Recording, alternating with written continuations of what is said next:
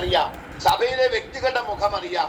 മറ്റുള്ള അനവധി മനുഷ്യരുടെ മുഖങ്ങൾ നമുക്കറിയാം. കാണുന്നതും കേൾക്കുന്നതുമായ ഒരുപടി സാഹചര്യങ്ങൾ കൂടെ നമ്മൾ കടന്നു പോകുന്നു. അവിടെയൊക്കെ പ്രത്യക്ഷപ്പെടുന്ന ദൃശ്യങ്ങൾ നമുക്കറിയാം, മുഖം നമുക്കറിയാം. പക്ഷെ ദുഃഖമെന്ന് പറയട്ടെ, നമ്മുടെ മുഖം മാത്രം നമുക്ക് അറിഞ്ഞുകൂടാ. നമ്മുടെ മുഖം മാത്രം നമുക്ക് അറിഞ്ഞുകൂടാ. കണ്ണാടിയിൽ നോക്കുമ്പോൾ മാത്രമാണ് പലർക്കും ഈ മുഖം, നമ്മുടെ ഈ സുന്ദര മുഖം അറിയാൻ കഴിയുന്നത് കണ്ണാടിയിൽ നോക്കുമ്പോൾ മാത്രമാണ്. അതുകൊണ്ടാണ് ഒരുപാട് പേർ കണ്ണാടിയുടെ വലിയ കണ്ണാടിയുടെ മുമ്പിൽ പോയി അനേക സമയം ചെലവഴിക്കുന്നത്. കാരണം തങ്ങൾ എങ്ങനെയുണ്ട് എന്ന് കാണുവാൻ. പ്രിയമുള്ളവരെ, സ്വാഭാവിക മുഖം കണ്ണാടിയിൽ നോക്കി രാവിലെ നാം പുറപ്പെട്ടു കഴിഞ്ഞു. കുറച്ചു കഴിഞ്ഞ് നമ്മൾ ഓഫീസിലോ, നമ്മൾ എത്തേണ്ട സ്ഥലത്തോ, നമ്മുടെ ഔദ്യോഗിക സ്ഥാനത്തോ, നമ്മൾ മീറ്റിങ്ങിലോ മറ്റെവിടെയെങ്കിലും എത്തിക്കഴിഞ്ഞാൽ പിന്നെ നമ്മുടെ മുഖം നമ്മൾ മറന്നു. നമ്മുടെ മുഖം നമ്മൾ മറന്നു. മറ്റുള്ളവരുടെ മുഖം നമുക്കറിയാം. കാണുന്നവരെ, ബസ്സിലുള്ളവരെ, കാറിലുള്ളവരെ, പട്ടണത്തിലുള്ളവരെ ഒക്കെയും നമുക്കറിയാം. പക്ഷെ നമ്മുടെ മുഖം മറന്നു. വചനം കേട്ടിട്ട് ചെയ്യാത്ത മനുഷ്യനെ കുറിച്ച് കർത്താവ് പറയുകയാണ്, അവൻ നിന്റെ സ്വാഭാവിക മുഖം നിനക്കറിയാത്തതുപോലെ നീ കേട്ട വചനം കൊണ്ട് നിനക്ക് ഒരു പ്രയോജനവും ഇല്ല. നിന്റെ ഉള്ളിൽ നിന്ന് എടുത്തു കളയും. അത് മറന്നു പോകും. നീ അത് മറന്നു പോകും. അങ്ങനെയുള്ള മനുഷ്യനോട് ഒക്കുന്നു, കണ്ണാടി നിൽക്കുന്ന ആളോട് ഒക്കുന്നു. തന്നെത്താൻ കണ്ട് പുറപ്പെട്ടു, താൻ ഇന്ന രൂപമെന്നായിരുന്നു എന്ന് ഉടനെ മറന്നു പോകുന്നു. ഉടനെ മറന്നു പോകുന്നു. ഒറ്റ വാക്യം താഴ്ത്തു വായിച്ചാണ്. ഒരുത്തൻ വചനം കേൾക്കുന്നവനെങ്കിലും ചെയ്യാത്തവനായിരുന്നാൽ അവൻ തന്റെ സ്വാഭാവിക മുഖം കണ്ണാടിയിൽ നോക്കുന്ന ആളോട് ഒക്കുന്നു. അവൻ തന്നെത്താൻ കണ്ട് പുറപ്പെട്ട് താൻ ഇന്ന രൂപം ആയിരുന്നു എന്ന് ഉടനെ മറന്നു പോകുന്നു. ഭാരതത്തിന്റെ തികഞ്ഞ ന്യായപ്രമാണം നോക്കി അതിൽ നിലനിൽക്കുന്നവനോ കേട്ടു മറക്കുന്നവനല്ല, പ്രവർത്തിക്കുന്നവനായി താൻ ചെയ്യുന്നതിൽ ഭാഗ്യവാൻ ആകും. നോക്കൂ, താൻ സ്വാതന്ത്ര്യത്തിന്റെ ന്യായപ്രമാണം. പ്രിയമുള്ളവരെ, നമുക്ക് ദൈവം ഇന്ന് നൽകിയിരിക്കുന്നത് പഴയ നിയമത്തിലെ ഒരു ന്യായപ്രമാണമല്ല. അത് ചെയ്തില്ലെങ്കിൽ നീ മരിക്കുമെന്ന് പറയുന്ന ഒരു ന്യായപ്രമാണമല്ല. മറിച്ച് സ്വാതന്ത്ര്യത്തിന്റെ ഒരു ന്യായപ്രമാണം. ചെയ്യുവാനും ചെയ്യാതിരിക്കാനും കഴിയുന്ന തരത്തിലുള്ള സ്വതന്ത്രരായി വിളിക്കപ്പെട്ട് അത് ചെയ്യാനും ചെയ്യാതിരിക്കാനും കഴിയുന്ന സ്വാതന്ത്ര്യം ദൈവം നമുക്ക് തന്നിരിക്കുന്നു. ഇത് ചെയ്തില്ലെങ്കിൽ ഉടനെ ആരെയും കല്ലെറിഞ്ഞ് കൊല്ലുകയില്ല, ആരെയും കുരിശിൽ തൂക്കുകയില്ല, ആരെയും എന്നേക്കും ഈ ലോകം നിന്ന് ഓടിച്ചു കളയുകയില്ല. പക്ഷേ ഈ സ്വാതന്ത്ര്യത്തിൽ ന്യായപ്രമാണം ഉറ്റുനോക്കുന്നവനെല്ലാം എന്ത് ചെയ്യണം? അതിൽ നിലനിൽക്കുന്നവനോ, ഉറ്റുനോക്കി അതിൽ നിലനിൽക്കുന്നവനോ കേട്ടു മറക്കുന്നവനല്ല, പ്രവൃത്തി ചെയ്യുന്നവനായി താൻ ചെയ്യുന്നതിൽ ഭാഗ്യവാൻ ആകും. ഈ ദൈവത്തിന്റെ പ്രമാണം ഉറ്റുനോക്കി നമ്മൾ അതിൽ നിലനിൽക്കുന്നുവെങ്കിൽ അത് സ്വാതന്ത്ര്യത്തിന്റെ ന്യായപ്രമാണമാ. അതിൽ ഉറ്റുനോക്കി നിലനിൽക്കുന്നവൻ എന്താണ്? കേട്ടു ഒരിക്കലും മറക്കുന്നവനല്ല, കേട്ട സംഗതി മറക്കുന്നവനല്ല, അത് പ്രവൃത്തി ചെയ്യുന്നവനായി തീരും. എബ്രായ ലേഖനം 4-ാം അധ്യായത്തിലൊരു വാക്യം നമുക്ക് കാണാം. എബ്രായ ലേഖനത്തിലെ 4-ാം അധ്യായത്തിലെ ഒരു വാക്യം. എബ്രായ ലേഖനം 4-ാം അധ്യായം, അതിന്റെ 4-ാം അധ്യായം 1-ാമത്തെ വാക്യം. അവന്റെ സ്വസ്ഥതയിൽ പ്രവേശിപ്പാനുള്ള വായിച്ചാണ്. അവന്റെ സ്വസ്ഥതയിൽ പ്രവേശിപ്പാനുള്ള വാഗ്ദത്തം ശേഷിച്ചിരിക്കയാൽ നിങ്ങളിൽ ആർക്കെങ്കിലും അത് ലഭിക്കാതെ പോയി എന്ന് വരാതിരിക്കാൻ നാം ഭയപ്പെടുക. അടുത്ത വാക്യം കൂടെ. അവരെ പോലെ നാമും ഒരു സദ്വർത്തമാനം കേട്ടവരാകുന്നു. എങ്കിലും കേട്ടവരിൽ വിശ്വാസമായി പരിണമിക്കായക കൊണ്ട് കേട്ട വചനം അവർക്ക് ഉപകാരമായി വന്നില്ല. ആ ഇസ്രായേൽ ജനത്തിന് ദൈവത്തിന്റെ വചനം കേട്ടു. ആ കേട്ട വചനം അവർക്ക് വിശ്വാസമായി ഉള്ളിൽ പോയി പരിണമിച്ചില്ല. നമ്മുടെ ഉള്ളിൽ, പ്രിയ സഹോദരങ്ങളെ, നമ്മുടെ ഉള്ളിൽ നാം കേൾക്കുന്ന വചനം അകത്ത് ചെന്ന്, ഭൗതികമായി നാം കഴിക്കുന്ന ആഹാരം അകത്ത് ചെന്ന്, ശ്വസിക്കുന്ന വായു അകത്ത് ചെന്ന് അത് പരിണമിച്ച് അതവിടുന്ന് ഒരു വലിയ പരിണാമത്തിന് പാത്രം. ഞാൻ പറയുന്ന ചാൾസ് ഡാർവിന്റെ പരിണാമ സിദ്ധാന്തമല്ല. നമ്മുടെ ഉള്ളിൽ ഭക്ഷണപാനീയങ്ങളാവട്ടെ, ശ്വാസോച്ഛ്വാസങ്ങളാവട്ടെ കടന്നു ചെന്നൊരു പരിണാമ പ്രക്രിയയിലേക്ക് കടന്നു പോയിട്ടാണ് അവസാനം ചോരയാവുന്നു, അത് ഊർജമാകുന്നു, അത് നമ്മുടെ അവയവങ്ങളിലേക്ക് വരുന്നു. നമ്മുടെ തലമുടിക്കാർ പോലും അതിനാൽ എന്ത് ചെയ്യുന്നു? അനുഗ്രഹീതമായി തീരുന്നു. അങ്ങനെയെങ്കിൽ ആ ഇസ്രായേൽ ജനത്തിന് കേട്ടവരിൽ വിശ്വാസമായിട്ട് എന്ത് വന്നില്ല? പരിണമിച്ചില്ല. കേട്ടവർ വിശ്വാസമായി പരിണമിച്ചില്ല. നാം എത്രയധികം ദൈവവചനം കേൾക്കുന്നു, കേട്ട വചനം നമ്മൾ എത്രത്തോളം നമ്മുടെ ഉള്ളിൽ വിശ്വാസമായി മാറ്റപ്പെട്ടിട്ടുണ്ട്. ആ വിശ്വാസമായി പരിണമിച്ചില്ല എങ്കിൽ കേട്ട വചനം നമുക്ക് ഒരു ഉപകാരവും വരികയില്ല. നേരത്തെ പറഞ്ഞ പോലെ കണ്ണാടിയിൽ നോക്കിയിട്ട് പുറപ്പെട്ട മനുഷ്യനെ പോലെ അവന്റെ മുഖം മറന്നു പോകുന്നത് പോലെ തന്റെ ജീവിതത്തിൽ താൻ എന്താണോ കേട്ടത്, താൻ എന്താണോ സഭയിൽ നിന്ന് കേട്ടത്, ഞാൻ എന്താണോ പ്രാർത്ഥനാ സ്ഥലത്ത് കേട്ടത്, ഞാൻ എന്താണ് മീറ്റിംഗിൽ വെച്ച് കേട്ടത്, അത് അവൻ ഉടനെ മറന്നു പോകുന്നു. അടുത്ത മൂന്നാമത്തെ വാക്യം കൂടെ, അവിടെ തന്നെ മൂന്നാമത്തെ വാക്യം, വിശ്വസിച്ചവരായ നാമല്ലോ സ്വസ്ഥതയിൽ പ്രവേശിക്കുന്നു. വിശ്വസിച്ചവരായ നാമല്ലോ സ്വസ്ഥതയിൽ പ്രവേശിക്കുന്നു. ദൈവത്തിന്റെ സ്വസ്ഥതയിലേക്ക്, ദൈവത്തിന്റെ കൂട്ടായ്മയിലേക്ക് പ്രവേശിക്കണമെങ്കിൽ പ്രിയ ദൈവമക്കളെ, നാം എന്ത് ചെയ്തേ മതിയാകൂ? ആ സ്വസ്ഥതയിലേക്ക്, ആ സമാധാനത്തിലേക്ക്, ആ സ്വസ്ഥതയിലേക്ക്, ആ പ്രത്യാശയിലേക്ക്, ആ ജീവനിലേക്ക് നമുക്ക് പ്രവേശിക്കണമെങ്കിൽ കേൾക്കുന്ന വചനം നമ്മുടെ ഉള്ളിൽ വിശ്വാസമായി പരിണമിച്ച് ചെയ്യണം. മറ്റൊരു വാക്യം, യെഹെസ്കേലിന്റെ പ്രവചനം, യെഹെസ്കേൽ പ്രവചനം അതിന്റെ 33-ാം അധ്യായം 30-ാമത്തെ വാക്യം വായിച്ചാണ്. 33-ാം അധ്യായം 30-ാമത്തെ വാക്യം.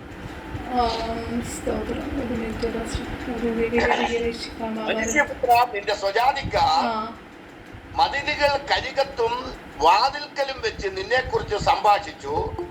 യഹോവയിൽ നിന്നുണ്ടായ അരുളപ്പാട് എന്തെന്ന് വന്ന് കേൾപ്പിൻ എന്ന് തമ്മിലും ഓരോരുത്തർ താൻ്റെ സഹോദരനോടും പറയുന്നു.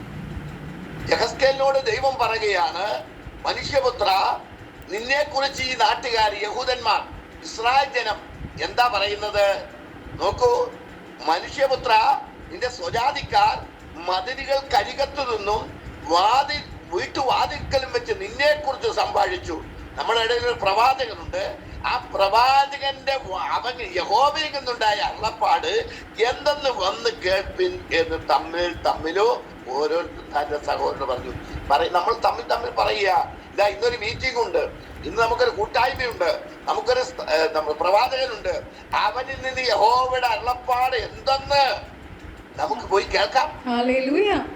പോയി കേൾക്കാം. എല്ലാവരും പറയാ, നിങ്ങൾ ഈ മീറ്റിങ്ങിന് വന്നാട്ടെ, നിങ്ങൾ വന്ന് കേട്ടാട്ടെ, നിങ്ങൾ ഈ സുവിശേഷം കേട്ടാട്ടെ, നിങ്ങൾ ഇത് മനസ്സിലാക്കിയാട്ടെ എന്ന് തമ്മിൽ ഓരോരുത്തൻ എന്ത് ചെയ്തു? ഓരോരുത്തരോട് പറഞ്ഞു. അത് കേൾക്കുമ്പോൾ നമുക്ക് എന്താ തോന്നുന്നത്? ഓ, ഇവരെ ദൈവവചനത്തിന് എന്ത് ഉത്സാഹമുള്ളവരാ, കേൾക്കാനെന്ത് താല്പര്യമുള്ളവരാ, ഇവര് ദൈവവചനത്തോട് എത്രമാത്രം ആഗ്രഹം പ്രകടിപ്പിക്കുന്നവരാ. കാരണം പ്രവാചകൻ യഹോവയുടെ അരുളപ്പാടുകളാണ് കേൾക്കുന്നത്. ഇതാണ് നമ്മൾ വിചാരിക്കുക. എന്നാൽ അടുത്ത വാക്യം, 31-ാമത്തെ വാക്യം വായിച്ചാട്ടെ. 33-31.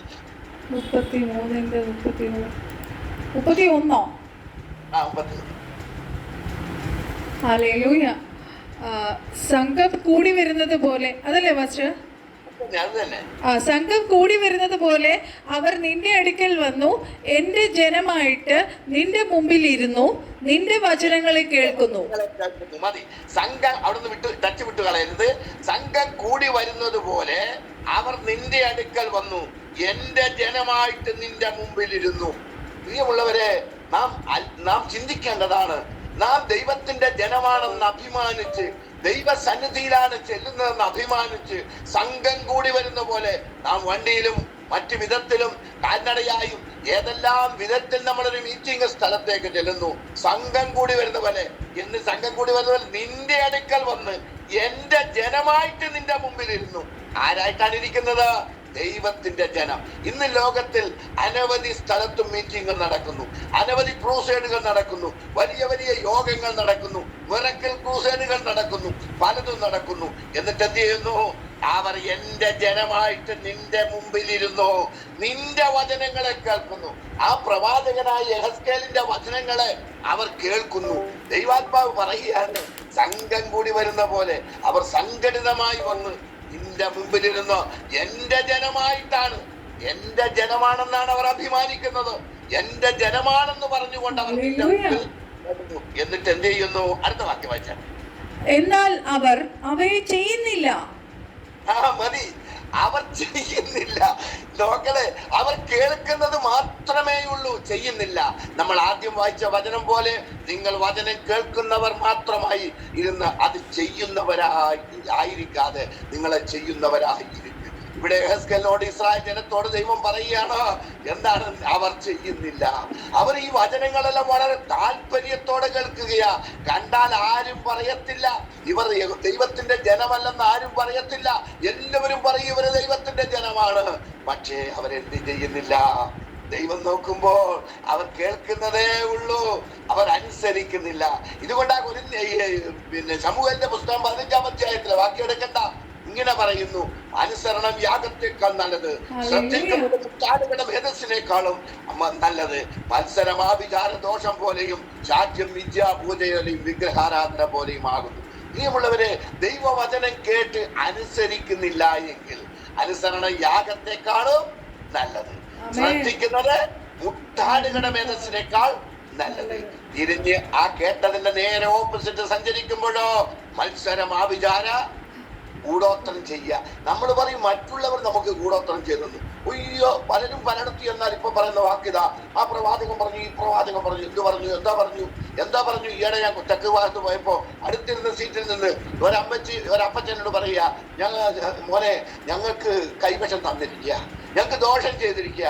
ആരാ പറഞ്ഞത്? ഒരു പ്രവാചകൻ പറഞ്ഞു ദോഷം ചെയ്തിരിക്കുക.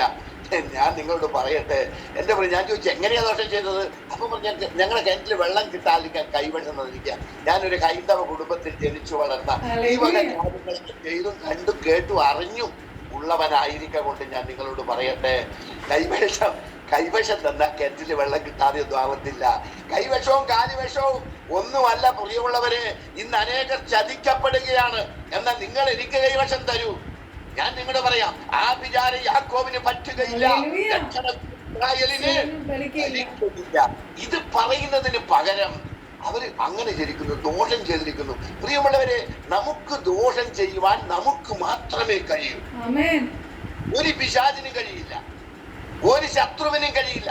കാരണം നമ്മിലുള്ളവൻ ലോകത്തിലുള്ളവനേക്കാൾ വലിയവനാകുന്നു. നമ്മിലുള്ളവൻ ലോകത്തുള്ളവനേക്കാൾ വലിയവനാണ്. നമുക്ക് ദോഷം ചെയ്യുവാൻ നമ്മൾ തന്നെ വിചാരിക്കണം. ചിലർ പറയുന്നത് പിശാച് അങ്ങനെ ചെയ്തു, പിശാച് ഇങ്ങനെ ചെയ്തു, പിശാച് എന്നെ അങ്ങനെ ഇതാക്കി, പിശാച് എന്റെ കാലൊടിച്ചു, എന്റെ കൈ ഒടിച്ചു, എന്റെ കണ്ണ് പൊട്ടിച്ചു, അല്ലെ എന്റെ സാമ്പത്തിക നഷ്ടം വരുത്തി, എന്റെ ബിസിനസ് തകർച്ചയുണ്ടായി. പ്രിയമുള്ളവരെ, പിശാച് അതിന്റെ പിന്നിൽ ഉണ്ടായിരിക്കാം. പക്ഷെ ഒരു കാര്യം ഞാൻ നിങ്ങളോട് പറയണം, നിങ്ങൾ പിശാചിന്റെ വഴികളിലേക്ക് പോയതിന്റെ ഫലമായി നിങ്ങൾ ദൈവത്തെ വിശ്വസിക്കുന്നവരും പിശാചിനെ വിശ്വസിച്ചത് കൊണ്ടാണ് നിങ്ങളുടെ ജീവിതത്തിൽ തകർച്ചയ്ക്ക് കാരണം ആയിത്തീർന്നത്. ഇവിടെ പറയുകയാണ്, എന്നാൽ അവർ കേൾക്കുന്നു എങ്കിലും ചെയ്യുന്നില്ല. വായ് കൊണ്ട് അവർ വായിക്കൊണ്ട് അവർ വളരെ സ്നേഹം കാണിക്കുന്നു, ഹൃദയമോ ദുരാഗ്രഹത്തെ പിന്തുടരുന്നു. വായ് കൊണ്ട് അവർ വളരെ വലിയ സ്നേഹം കാണിക്കുന്നു, ഹൃദയമോ ദുരാഗ്രഹത്തെ പിന്തുടരുന്നു. പ്രിയമുള്ളവരെ, എത്ര ഭയാനകമായ ഒരു വാക്യമാണ്. വായ് കൊണ്ട് വലിയ മധുരവാക്ക് പറയുന്നു, പക്ഷെ ഹൃദയം കൊണ്ട് എന്ത് ചെയ്യുന്നു? ദുരാഗ്രഹം. എവിടുന്നെങ്കിലും 4 കാശ് കിട്ടണം, എവിടുന്നെങ്കിലും എന്തെങ്കിലും ഒന്ന് ഒപ്പിച്ചെടുക്കണം, ആരെ വീഴ്ചിട്ടാണെങ്കിൽ വേണ്ടിയില്ല, എന്റെ കാര്യം നടക്കണം. ഇങ്ങനെയുള്ള ദുരാഗ്രഹത്തെ പിന്തുടരുന്ന ഇസ്രായേൽ ജനത്തെ നോക്കി ദൈവം പറയുന്നവർ വായ് കൊണ്ട് മാത്രമേ എന്ത് ചെയ്യുന്നുള്ളൂ? വായ് കൊണ്ട് മാത്രം വളരെ സ്നേഹം കാണിക്കുന്നു, ഹൃദയമോ ദുരാഗ്രഹത്തെ പിന്തുടരുന്നു. നേരത്തെ സഹോദരി പറഞ്ഞ സാക്ഷ്യം പോലെ നമുക്കൊരുക്കി വെച്ച പൈസ ദൈവത്തിന് കൊടുക്കാൻ പറഞ്ഞപ്പോ ഒരാൾ പറയുക അത് തികച്ചു കൊടുക്കണ്ട. അനന്യാസി സഫീറയുടെ കാര്യം മറന്നുപോയോ? നോക്കുക. എന്നാൽ സന്തോഷം എന്ന് പറയട്ടെ, അവർ പെട്ടെന്ന് തന്നെ അവരുടെ തീരുമാനം മാറ്റി, എന്നാ തികച്ചും കൊടുക്കാം. അവർ ഭയപ്പെട്ടു, ദൈവത്തെ ഭയപ്പെട്ടു പോയി, അതുകൊണ്ട് കൊടുക്കാൻ പറ്റില്ല. ദൈവം എത്ര വലിയ അനുഗ്രഹമാണ് അവർക്ക് വെച്ചിരുന്നത്, എത്ര വലിയ നന്മയാണ് അവർക്ക് വെച്ചിരുന്നത്. അത് കാണുവാനുള്ള വിശ്വാസം അവർക്ക് ഇല്ലാത്തതുകൊണ്ടാണ് തികച്ചും കൊടുക്കണ്ട എന്ന് ആദ്യം തീരുമാനിച്ചത്. പക്ഷേ എന്തോ മഹാഭാഗ്യത്തിന് രണ്ടുപേരും അനന്യാസും സഫീറയും പോലെ ആയിരുന്നില്ല, അവർ അനന്യാസിനെ പോലെ ആയിരുന്നു. അതുകൊണ്ട് എന്തായിരുന്നു? അതിനെ ജയിച്ചു. ദൈവം തമ്പുരാൻ ഒരുക്കിയ വൻകാര്യം. പ്രിയമുള്ളവരെ, ആദ്യം അവന്റെ രാജ്യവും നീതിയും അന്വേഷിപ്പിൻ, അതോടുകൂടി ഇതൊക്കെയും നിങ്ങൾക്ക് കിട്ടും. അടുത്ത വാക്യം കൂടി വായിച്ചാട്ടെ. ഹൃദയമോ ദുരാഗ്രഹത്തെ പിന്തുടരുന്നു, നീ അവർക്ക് മധുരസ്വരവും വാദ്യ നൈപുണ്യവും ഉള്ള ഒരുത്തന്റെ പ്രേമഗീതം പോലെ ഇരിക്കുന്നു. അവർ നിന്റെ വചനങ്ങളെ കേൾക്കുന്നു, ചെയ്യുന്നില്ല താനും. കണ്ടോ? ദുഃഖമെന്നല്ലാതെ എന്ത് പറയാ? ഇന്ന് ക്രിസ്തീയ ഗോളത്തിൽ നിങ്ങൾ കാണുന്നതും കേൾക്കുന്നതും മനസ്സിലാക്കുന്നതുമായ സത്യം ഇത് തന്നെയല്ലേ. അവർ ഹൃദയം ദുരാഗ്രഹത്തെ പിന്തുടരുന്നു, അവർ വാദ്യ നൈപുണ്യമുള്ള എന്ന് പറഞ്ഞ അവര് പറയും നല്ല പ്രസംഗം, കൊള്ളാകുന്ന പ്രസംഗം, വളരെ ശരിയായ പ്രസംഗം. അവർ പ്രസംഗകനെ പുകഴ്ത്തിയിട്ട് പോവുകയാ. ദൈവത്തിന്റെ വചനത്തെ, ഇത് നൽകുന്ന ദൈവത്തെ അവർ മഹത്വീകരിക്കുന്നില്ല. പിന്നെ മധുരസ്വരവും വാദ്യ നൈപുണ്യമുള്ളൊരു ഒരുത്തന്റെ പ്രേമഗീതം പോലെ ഇരിക്കുന്നു എന്ന് പറഞ്ഞാൽ ഒരു വയലിനിസ്റ്റ് ഒരു വയലിൻ വായന അരങ്ങേറിയാൽ വായിച്ചു കേട്ടല്ല എന്തൊരു സംഗീതമാണ്. ഒരു പാട്ടുകാരൻ ഒരു പാട്ട് പാടിയ എന്തൊരു ഗീതമാണ്, എന്തൊരു കീർത്തനമാണ്, അല്ലെങ്കിൽ എന്തൊരു പാട്ടാണ്. അവർ പുകഴ്ത്തിയിട്ട് പോകുന്നു. പക്ഷേ പ്രിയമുള്ളവരെ, അത് ചെയ്യുന്നില്ല എങ്കിൽ ഈ പുകഴ്ത്തൽ കൊണ്ടൊന്നും യാതൊരു പ്രയോജനവും നമുക്കുണ്ടാവുകയില്ല. അവർ നിന്റെ വചനങ്ങളെ കേൾക്കുന്നു എങ്കിലോ ചെയ്യുന്നില്ല. അവർ ചെയ്യുന്ന മത്തായി 7-ാം അധ്യായം 21-ാം വാക്യം, മത്തായി 7:21. മത്തായി 7:21. ഹല്ലേലൂയ. എന്നോട് കർത്താവേ കർത്താവേ എന്ന് പറയുന്നവൻ ഏവനുമല്ല, സ്വർഗസ്ഥനായ എന്റെ പിതാവിന്റെ ഇഷ്ടം ചെയ്യുന്നവൻ അത്രേ സ്വർഗരാജ്യത്തിൽ കടക്കുന്നത്. ആരാണ് സ്വർഗരാജ്യത്തിൽ കടക്കുന്നത്? ആരാണ് സ്വർഗരാജ്യത്തിൽ കടക്കുന്നത്? എന്നോട് കർത്താവേ കർത്താവേ എന്ന് പറയുന്നവൻ ഏവനുമല്ല, എന്റെ പിതാവിന്റെ ഇഷ്ടം ചെയ്യുന്നവനാണ്. പ്രിയ ദൈവമക്കളെ, നാം വചനം കേട്ട് നമ്മളെ തന്നെ ചതിക്കരുത്. അതിനെ ചെയ്യുന്നവരായി, കേൾക്കുന്ന വചനം നമ്മൾ അനുസരിക്കുന്നവരായി, അത് എന്റെ ജീവിതത്തിൽ പ്രവൃത്തി പദത്തിൽ കൊണ്ടുവരുന്ന ഒരു ഉപവാസത്തെ കുറിച്ച് പ്രസംഗിക്കുന്നു.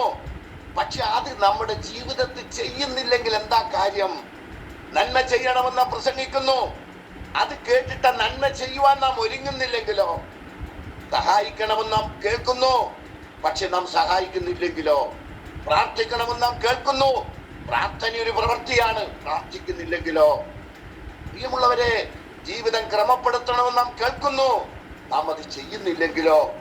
നാം അത് ചെയ്യുന്നില്ലെങ്കിൽ യാതൊരു പ്രയോജനവുമില്ല.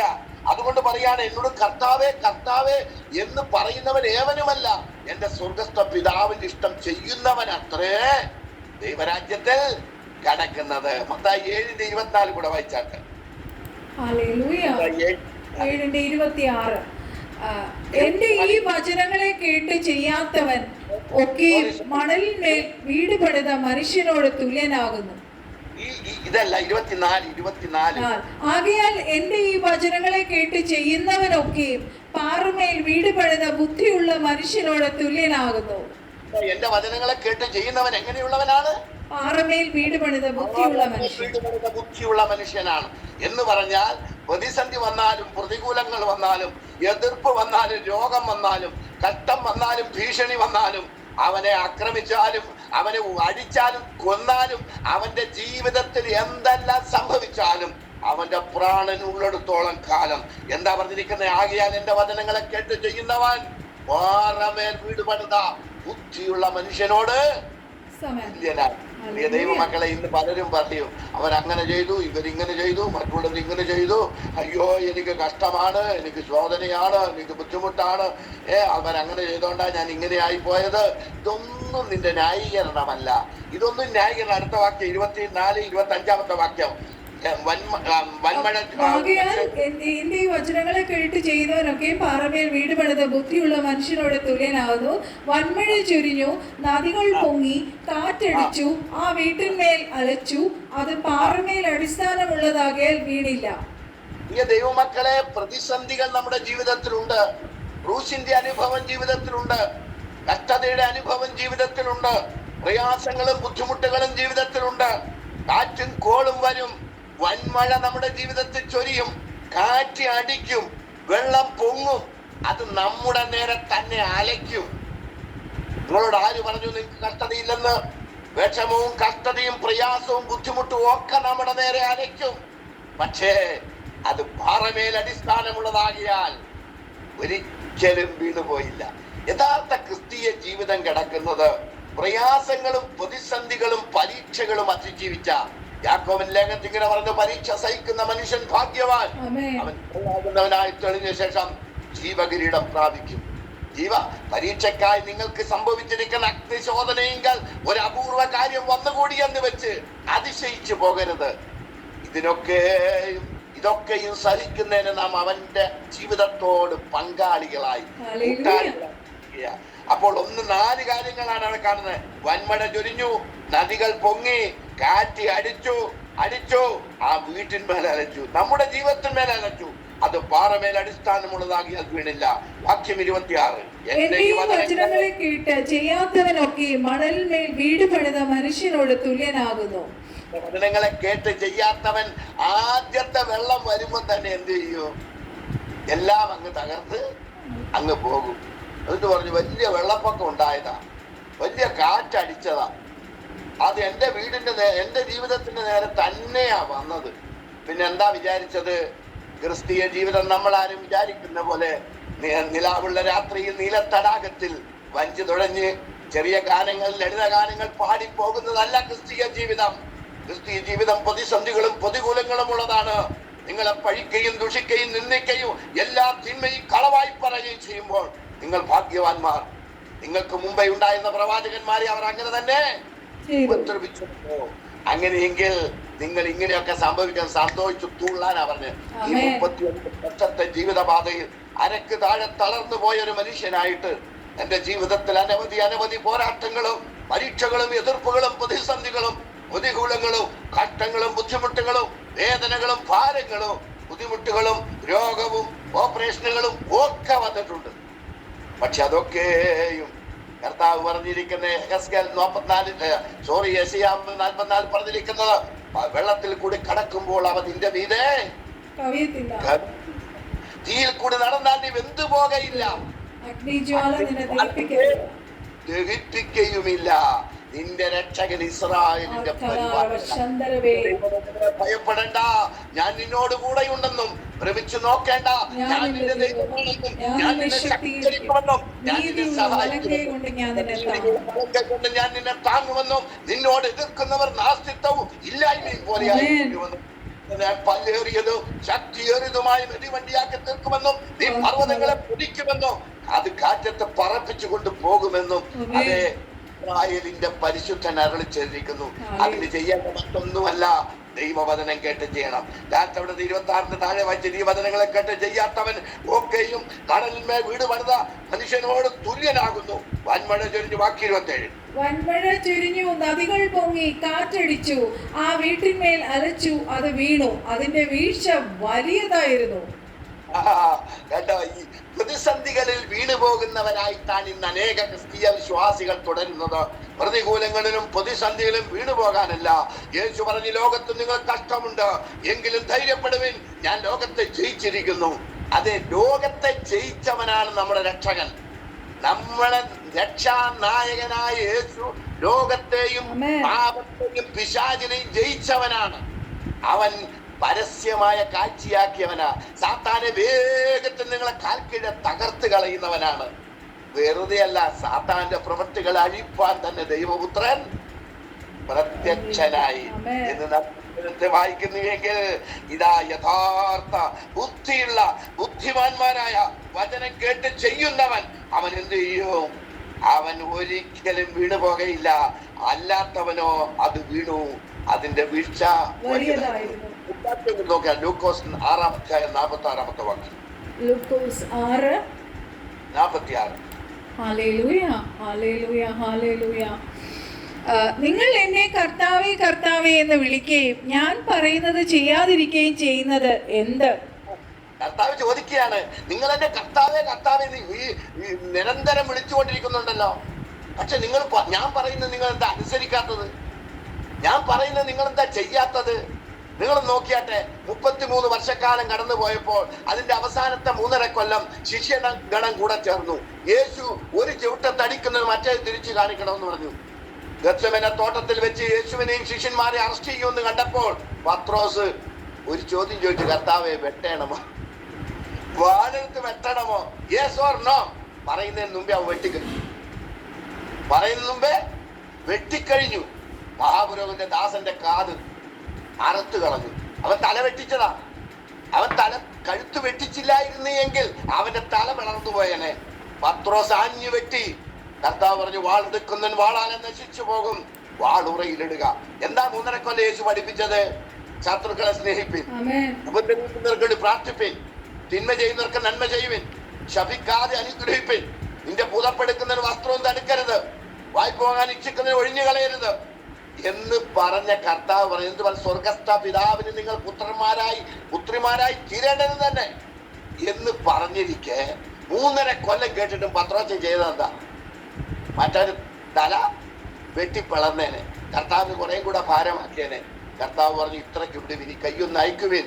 അവന്റെ കാതൊന്ന് തൊട്ടു. ശിക്ഷ്യം ചെയ്തതിന് ഗുരു പ്രായശ്ചിത്തം വരുത്തി. പറഞ്ഞത്, വാളെടുക്കുന്നവൻ വാളാലേ നശിച്ചു പോകും, നിന്റെ വാൾ ഉറയിലിടുക.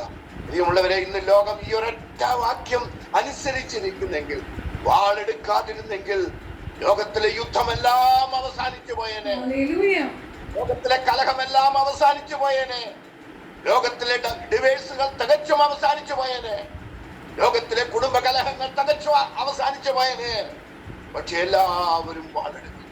ക്രിസ്തീയ വിശ്വാസിയും വാളെടുക്കുന്നു, പാസ്റ്റർമാർ വാളെടുക്കുന്നു, സഹോദരങ്ങൾ വാളെടുക്കുന്നു, ശിഷ്യഗണം വാളെടുക്കുന്നു, സഭയിലെ ആത്മാക്കൾ വാളെടുക്കുന്നു, പരസ്പരം വാളെടുക്കുന്നു.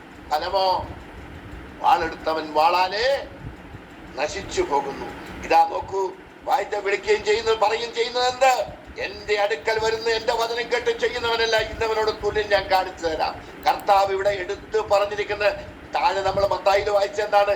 കർത്താവേ എന്ന് പറയുകയും എന്റെ പിതാവിന് ഇഷ്ടം ചെയ്യണമെന്നാ പറഞ്ഞ്. ഇവിടെ പറയാൻ, നിങ്ങൾ ഞാൻ പറയുന്നത് ചെയ്യാതിരിക്കുന്നത് എന്ത്? നമ്മുടെ സമയം തീർന്നില്ലേ സഹോദരി? ഇല്ല, 9:15 വരെ ഉണ്ട് പാസ്റ്റർ. എന്നാ 2 വാക്യം കൂടി ഉണ്ടോ? നോക്കൂ, എഫേസ്യർ 2-10 വാക്യം. എഫേസ്യർ 2:10. ഹല്ലേലൂയ.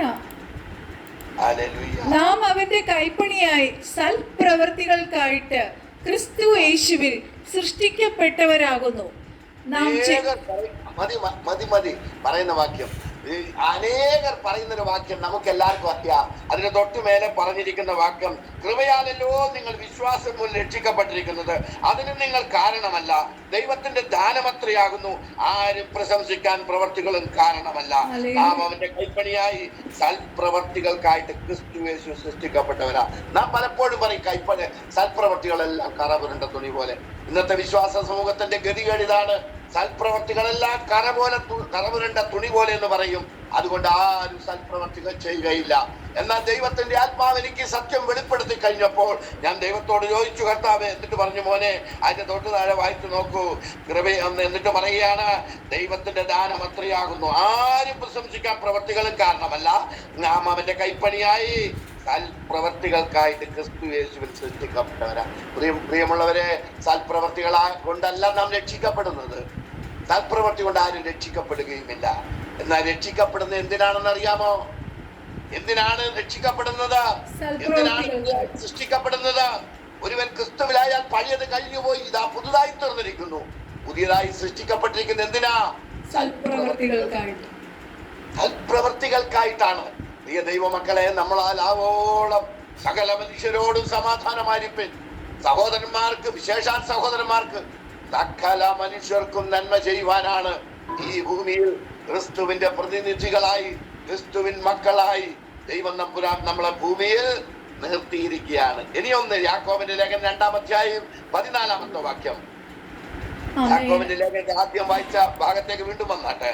അതിന്റെ 14 വാക്യം, 2:14. സഹോദരന്മാരെ, ഒരുത്തൻ തനിക്ക് വിശ്വാസം ഉണ്ട് എന്ന് പറയുകയും പ്രവൃത്തികൾ ഇല്ലാതിരിക്കുകയും ചെയ്താൽ ഉപകാരം എന്ത്? ആ വിശ്വാസത്താൽ അവൻ രക്ഷ പ്രാപിക്കുമോ? ഒരുത്തൻ തനിക്ക് വിശ്വാസമുണ്ട് എന്ന് പറയുകയും പ്രവർത്തികൾ ഇല്ലാതിരിക്കുകയും ചെയ്താൽ ഉപകാരം എന്ത്? ആ വിശ്വാസത്താൽ അവൻ രക്ഷ പ്രാപിക്കുമോ? ഒരിക്കലുമില്ല. പ്രിയമുള്ളവരെ, നാം വിശ്വസിക്കുന്ന സത്യം നമ്മുടെ ജീവിതത്തിൽ പ്രവൃത്തിപഥത്തിലേക്ക് വരണം. വിശ്വസിക്കുന്ന എന്തോ അത് പ്രവർത്തിക്കണം. ഇന്ന് വിശ്വാസം എന്ന് പറയും, പക്ഷെ പ്രവർത്തിക്കുന്ന മറ്റൊന്ന്. അതുകൊണ്ട് നിരീശ്വരവാദികളെ കൊണ്ട് പോലും ഇന്ന് വിശ്വാസികൾ പറയിപ്പിക്കുക. ഒരിക്കലും എം എ ബേബി സാർ ഇങ്ങനെ പറയുന്നത് ഞാൻ കേട്ടു, വിശ്വാസം യേശുവിനും ആശ്വാസം കീശയ്ക്കും. ക്രിസ്ത്യാനികളെ കുറിച്ച് പറഞ്ഞതാ. ആശ്വാസം പോക്കറ്റിലും. ആശ്വാസം കീശയിലും വന്ന് നിരീശ്വരവാദികളെ കൊണ്ട് പരിഹസിപ്പിച്ചതിന്റെ കാരണം എന്താണ്? വിശ്വസിക്കുന്നത് പ്രവൃത്തിപഥത്തിലേക്ക് കൊണ്ടുവരുന്നില്ല. എന്നിട്ട് ചോദിക്കുന്നു സഹോദരന്മാരെ, വാക്യം 15. ഹല്ലേലൂയ. ഒരു സഹോദരനോ സഹോദരിയോ നഗ്നരും അഹോവൃത്തിക്ക് വകയില്ലാത്തവരും ആയിരിക്കെ നിങ്ങളിൽ ഒരുത്തൻ അവരോട് സമാധാനത്തോട് പോയി തീ കായുകയും വിശപ്പുടക്കുകയും ചെയ്യുവിൻ എന്ന് പറയുന്നതല്ലാതെ ദേഹരക്ഷയ്ക്ക് ആവശ്യമുള്ളത് അവർക്ക് കൊടുക്കാതിരുന്നാൽ ഉപകാരമെന്ത്? നോക്കൂ, നഗ്നരോ അഹോവൃത്തിക്ക് വകയില്ലാത്തവരോ തണുത്ത് വരച്ചു വരുന്നവരോ കഷ്ടതയിലായിരിക്കുന്നവരോ ബുദ്ധിമുട്ടിലായിരിക്കുന്നവരോ നമുക്കെല്ലാം അറിയാം. ഒരുപാട് പ്രളയങ്ങളും പ്രയാസങ്ങളും പ്രതിസന്ധികളും ഒക്കെ കണ്ടവനാണ് കേരളീയൻ. കേരളീയ യുദ്ധം കണ്ടിട്ടില്ല, കേരളീയൻ ഐസ് ഫ്രിഡ്ജിനകത്തുള്ള ഐസ് കണ്ടിട്ടില്ല എന്നല്ല ഞാൻ പറയുന്നത്. ജമ്മു കാശ്മീരിലെ മറ്റേ പോയി ഐസ് വീഴുന്നതിന്റെ ഭയാനകതയൊന്ന് മനസ്സിലാക്കണം. ഇതൊന്നും കണ്ടിട്ടില്ല അവൻ. ഈ കഷ്ടപ്പാടും യുദ്ധവും കെടുതിയും ദുരിതവും ഒന്നും അവൻ അധികം കണ്ടിട്ടില്ല. പക്ഷെ ദൈവം ഇടയ്ക്ക് അങ്ങനെ ചിലത് കൊടുക്കാൻ തുടങ്ങി. ഇതൊക്കെ വന്ന സമയത്ത് നമുക്കറിയാം എത്ര വലിയ കഷ്ടതയിൽ കൂടിയാ കണ്ടുപോയി. ഉടുതുണിക്കും മറുതുണിയില്ലാതായി, ഭക്ഷണമില്ലാതായി, വസ്തുക്കളെല്ലാം നശിച്ചു പോയി, വീടും കുടിയും പോയി, ബന്ധുജനങ്ങൾ വേണ്ടപ്പെട്ടവർ നഷ്ടപ്പെട്ടു പോയി. എല്ലാം നഷ്ടപ്പെട്ടു വരുന്ന ഒരു മനുഷ്യനോട് അവന് ദേഹരക്ഷയ്ക്ക് ആവശ്യമുള്ളത് അവർക്ക് കൊടുക്കാതിരുന്നാൽ ഉപകാരമെന്ന് 17-ാം വാക്യം. അങ്ങനെ വിശ്വാസവും പ്രവൃത്തികളും ഇല്ലാത്തതായാൽ സ്വതവേ നിർജീവമാകുന്നു എന്ന് പറഞ്ഞാൽ വിശ്വസിക്കുന്ന സംഗതി അത് പ്രവൃത്തിപഥത്തിൽ കൊണ്ടുവരണം. അല്ലെങ്കിൽ അത് സ്വതവേ എന്താണ്? നിർജീവമാകുന്നു. ആത്മാവില്ലാത്ത ശരീരം എന്നാണ് തൊട്ട് താഴോട്ട് പറഞ്ഞിരിക്കുന്നത് 18-ാമത്തെ വാക്യം. നിർജീവമാകുന്നു. എന്നാൽ ഒരുത്തൻ നിനക്ക് വിശ്വാസമുണ്ട്, എനിക്ക് പ്രവൃത്തികളുണ്ട് എന്ന് പറയുമായിരിക്കും. നിന്റെ വിശ്വാസം പ്രവൃത്തികൾ കൂടാതെ കാണിച്ചു തരിക, ഞാനും എന്റെ വിശ്വാസം പ്രവൃത്തികളാൽ കാണിച്ചു തരാം. ഒരുത്തൻ പറയും എനിക്ക് വിശ്വാസമുണ്ടെന്ന്, എന്നാ നീ പ്രവൃത്തി കൂടാതെ അതൊന്ന് കാണിച്ചു തരൂ. നിന്റെ വിശ്വാസം പ്രവൃത്തിപഥത്തിൽ കൂടി അല്ലാതെ നിനക്ക് വെളിപ്പെടുത്തുവാൻ സാധ്യമല്ല. എന്നാൽ മറ്റൊരുത്തൻ പറയുകയാണ് ഞാനും എന്റെ വിശ്വാസം പ്രവൃത്തികളാൽ എന്ത് ചെയ്യാം? കാണിച്ചു തരാം. എന്നിട്ടൊരു വാക്യം ദൈവം പറയാണ്, ദൈവം ഏകൻ നീ വിശ്വസിക്കുന്നുവോ? കൊള്ളാം, പിശാചുക്കളും അങ്ങനെ വിശ്വസിക്കുകയും വിറയ്ക്കുകയും ചെയ്യുന്നു. കണ്ട നിങ്ങൾ ഈ വിശ്വാസം മാത്രം കൊണ്ട് രക്ഷപ്പെടാമെന്ന് വിചാരിക്കുന്നവരോട് ദൈവാത്മാവ് ചോദിക്കുകയാണ്, പിശാചും ദൈവത്തെ വിശ്വസിക്കുന്നു.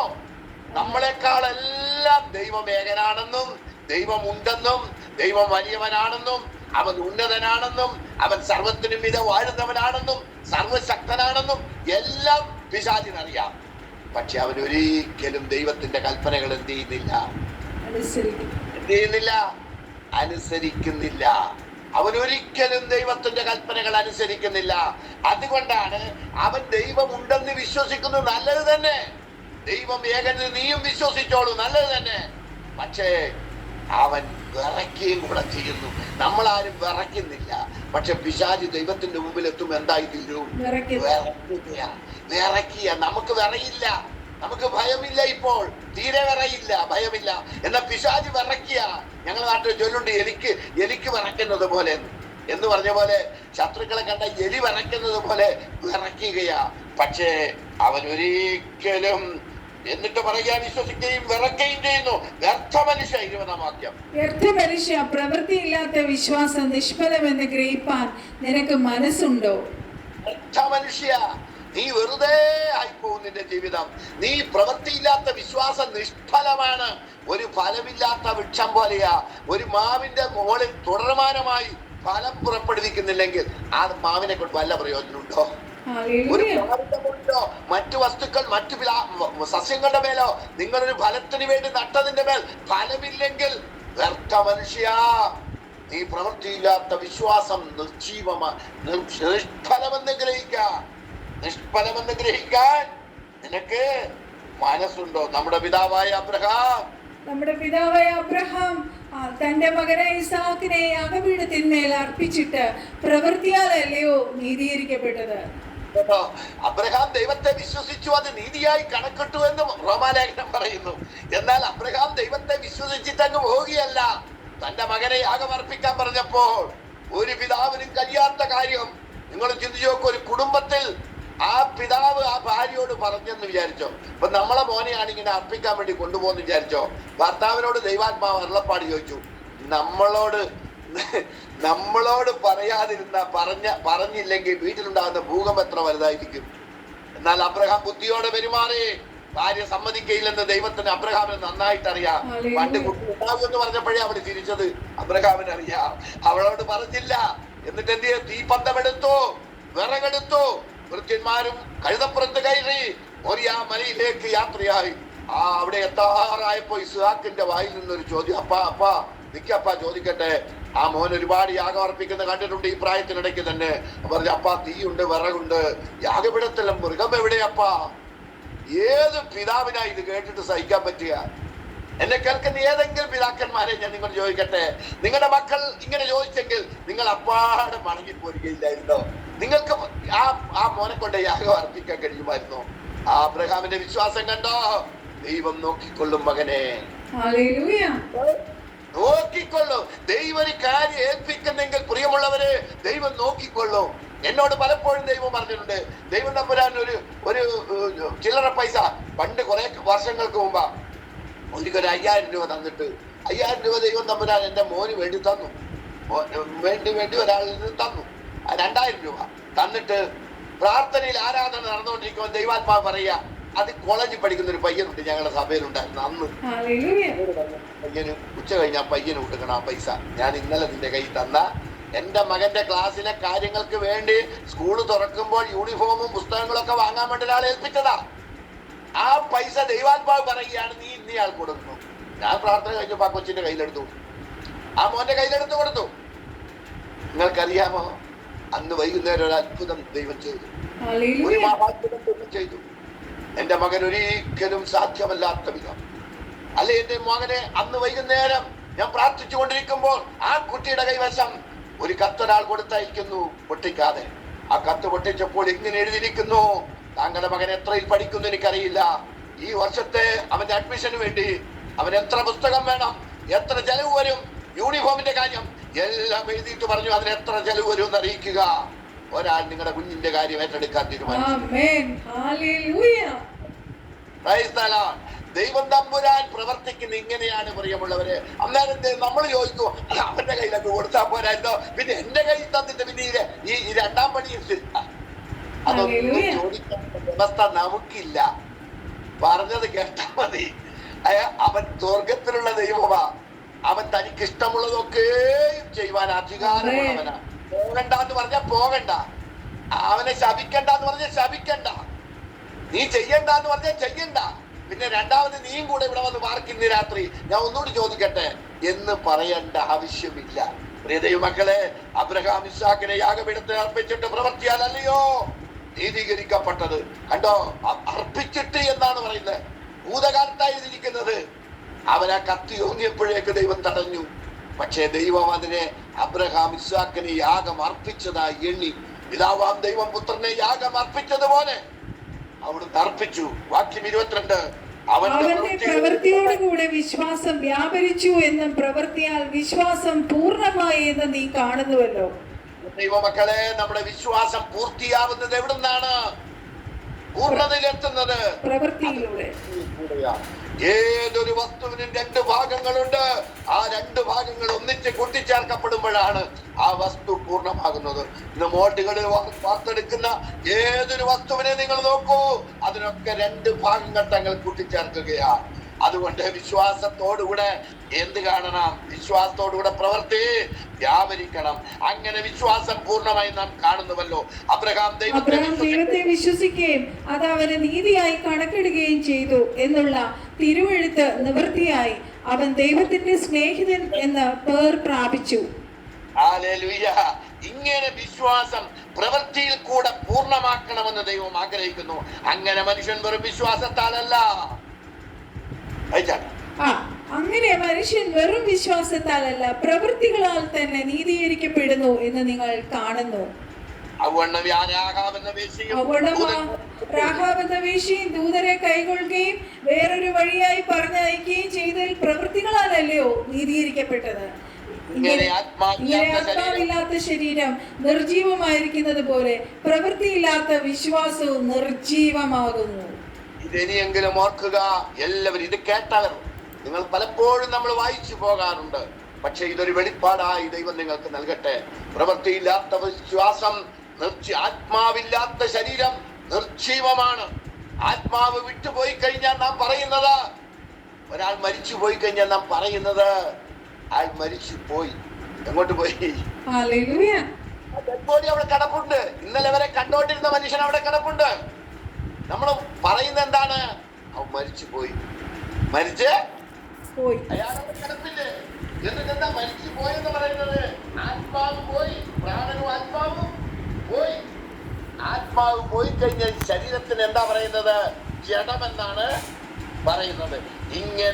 ഇങ്ങനെ ആത്മാവില്ലാത്ത ശരീരം ജീവനില്ലാത്ത നിർജീവമായിരിക്കുന്ന പോലെ പ്രവൃത്തിയില്ലാത്ത വിശ്വാസവും നിർജീവമാകും. പ്രവൃത്തിയില്ലാത്ത വിശ്വാസവും നിർജീവമാകും ആകുന്നു.